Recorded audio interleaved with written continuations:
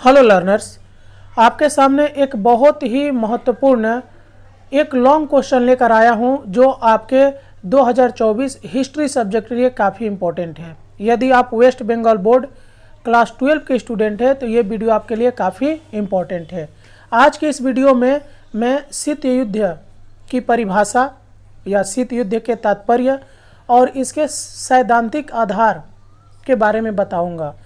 देखिए, शीत युद्ध के बारे में बहुत सारा क्वेश्चन बन सकता है, जैसे शीत युद्ध का पृष्ठभूमि, ये क्वेश्चन बन सकता है। शीत युद्ध के कारण क्या थे, ये इसके क्वेश्चन बन सकते हैं। शीत युद्ध का परिणाम क्या हो सकता है, ये भी बन सकता है। तो यहाँ पर मैं शीत युद्ध की परिभाषा यानी आपको शीत युद्ध के बारे में बताऊंगा और इसके सैद्धांतिक आधार, ये थोड़ा ध्यान देने वाली बात है कि इसके जो सैद्धांतिक आधार है उसके बारे में मैं बताऊंगा। यहाँ पे शीत युद्ध की पृष्ठभूमि, कारण या इसके प्रभाव के बारे में मैं आपको नहीं बताने वाला।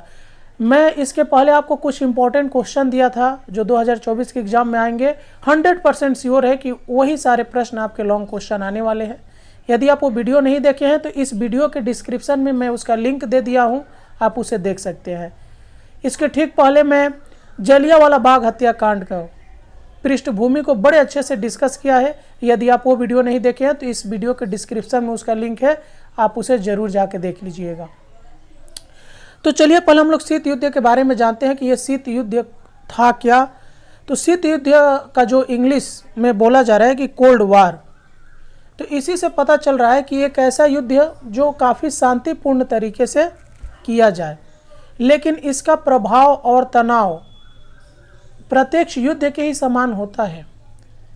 शीत युद्ध में होता क्या है कि शीत युद्ध में प्रत्यक्ष रूप से युद्ध नहीं किया जाता है, माने आमने सामने युद्ध नहीं किया जाता है, गोला बारूद से युद्ध नहीं किया जाता है। शीत युद्ध का मतलब हुआ कागज कलम से युद्ध करना। जैसा कि मान लीजिए आज के परिवेश में जो युद्ध होता है, आपके पड़ोसी के साथ जो संघर्ष है आपका, उसको शीत युद्ध की संज्ञा दी जा सकती है।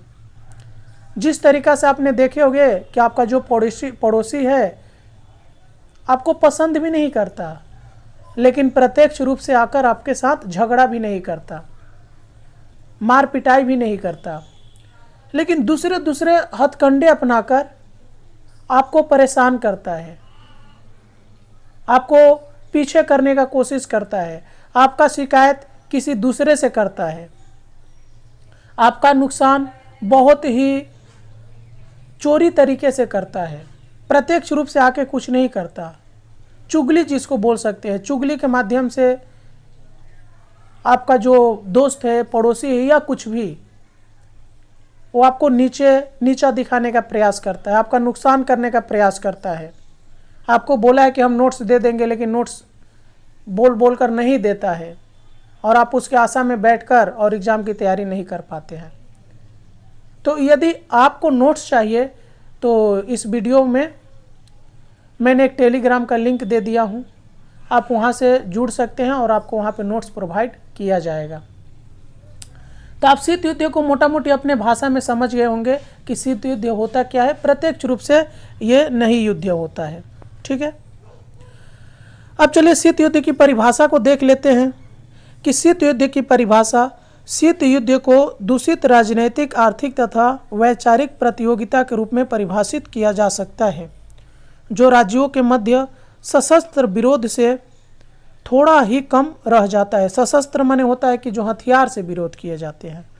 अंतर्राष्ट्रीय संबंधों में धारणा के रूप में इसका अर्थ राजनैतिक या मनोवैज्ञानिक युद्ध कला द्वारा जारी तथा स्थापित निरंतर विरोध, तनावों तथा फूट की स्थिति है, परंतु इसमें विरोधी राज्य के बीच प्रत्यक्ष युद्ध नहीं होता है।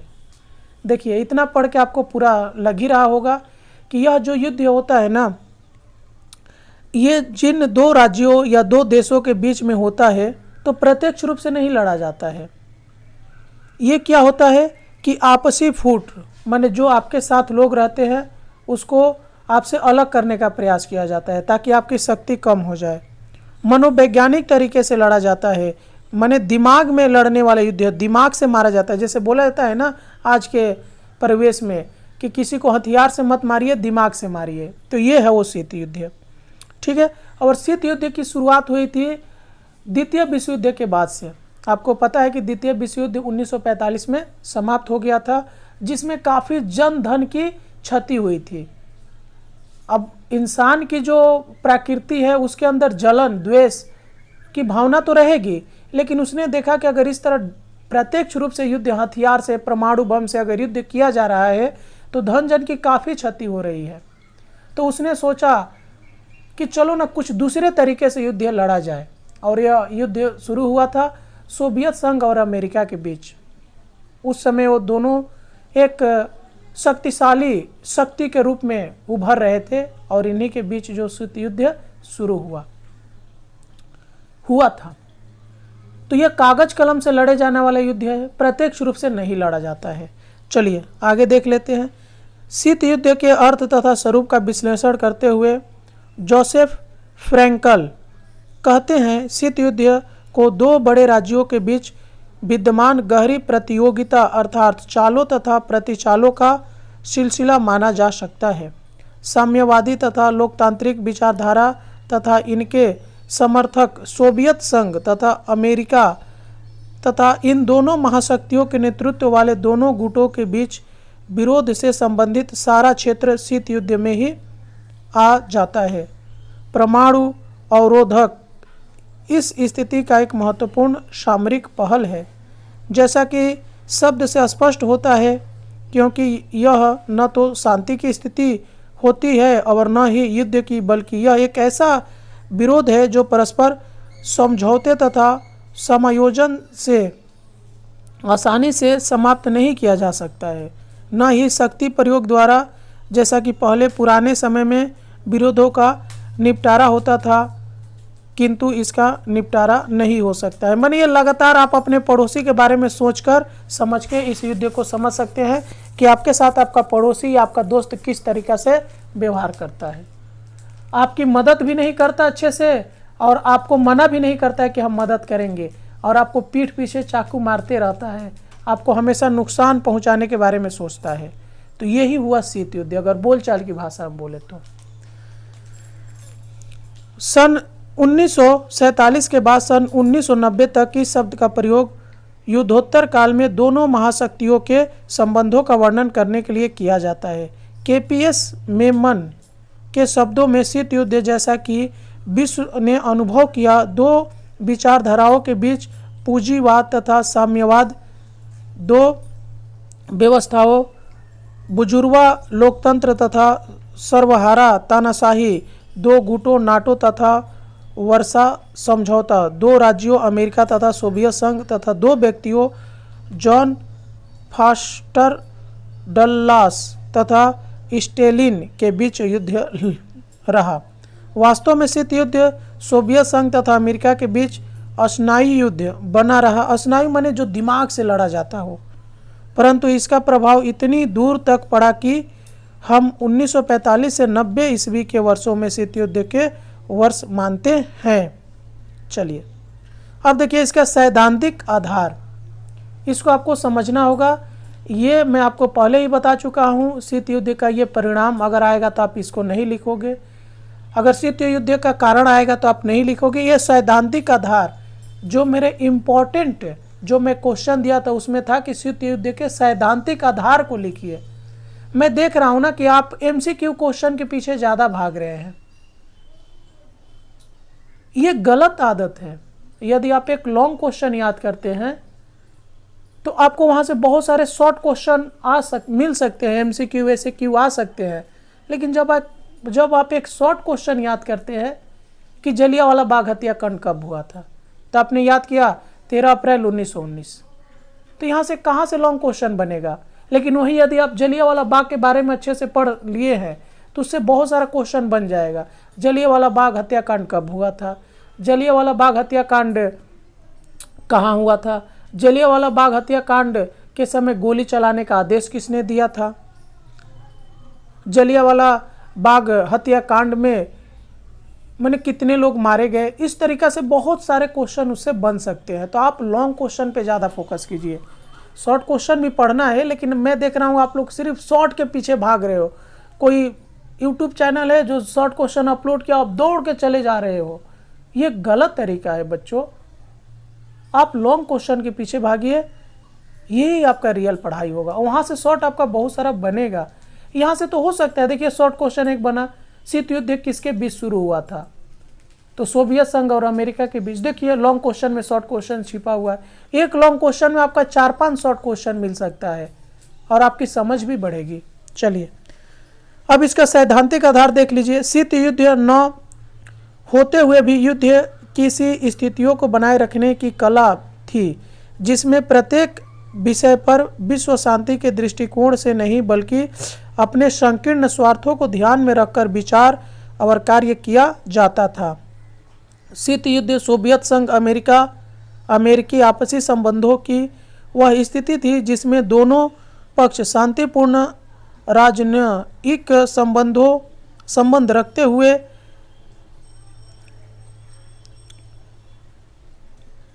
हुए भी परस्पर शत्रु भाव रखते थे तथा शस्त्र युद्ध के अतिरिक्त अन्य सभी उपायों से एक दूसरे की स्थिति और शक्ति को निरंतर दुर्बल करने का प्रयत्न करते थे। माने प्रत्यक्ष रूप से नहीं, दूसरे तरीके से आपको कमजोर करने का प्रयास किया जाएगा। शीत युद्ध में आपको परेशान करने का प्रयास किया जाएगा, करते थे।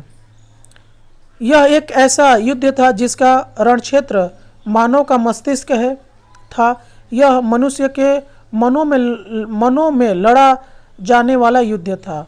इसे स्नायु युद्ध यानी वार ऑफ नर्वस भी कहा जा सकता है। इसमें रणक्षेत्र का सक्रिय युद्ध तो नहीं होता, परंतु विपक्षी राज्यों के सभी राजनीतिक, आर्थिक, सामाजिक संबंधों में शत्रुता भरे तनाव की स्थिति रहती थी। शीत युद्ध वस्तुतः युद्ध के नरसंहारक दुष्परिणामों से बचते हुए युद्ध द्वारा प्राप्त होने वाले समस्त उद्देश्यों को प्राप्त करने का एक नतून शास्त्र था। शीत युद्ध एक प्रकार का वाक युद्ध था जिसे कागज के गोले, पत्र पत्रिकाओं, रेडियो तथा प्रचार साधनों से लड़ा गया। यहाँ पे ये लाइन बहुत इंपॉर्टेंट है, आप इसे थोड़ा समझिएगा। ये वाला लाइन तो कैसे लड़ा गया, प्रचार से लेकर ये रेडियो और मोबाइल के द्वारा माने ये जो लड़ा जा रहा है, ये देख रहे हैं, वाक से लेकर वाक युद्ध था जिसमें कागज से ये सब लड़ा जा रहा था। ठीक है, ध्यान रखिएगा इसको।